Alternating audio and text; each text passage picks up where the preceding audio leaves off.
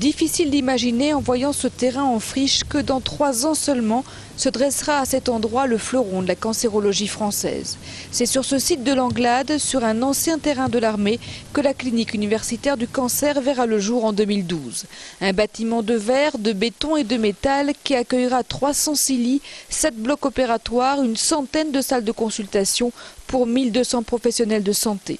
300 millions d'euros, c'est ce que coûtera cet établissement appelé à devenir un des hauts lieux de la recherche et de l'innovation thérapeutique. Jean-Marie Brugeron, directeur de projet. Je crois que cet établissement est novateur. Il est novateur déjà dans son montage, c'est-à-dire dans le fait qu'il s'agit d'une plateforme mutualisée. Il est novateur au regard de la dynamique qu'il a créée autour de lui.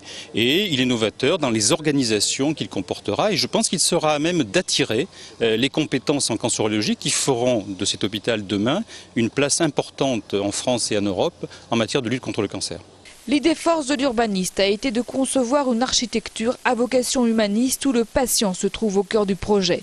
La prouesse réside aussi dans les délais de conception et de construction de cet hôpital de demain. 5 ans seulement. François Leclésio, ingénieur. Le contrat de maîtrise d'œuvre, donc le contrat des architectes, a été signé en décembre 2007 et nous nous préparons à ouvrir les plis des offres des entreprises dans quelques jours vers le 20 juillet avec l'idée que nous serons en mesure de choisir notre entreprise en septembre et de démarrer immédiatement les travaux.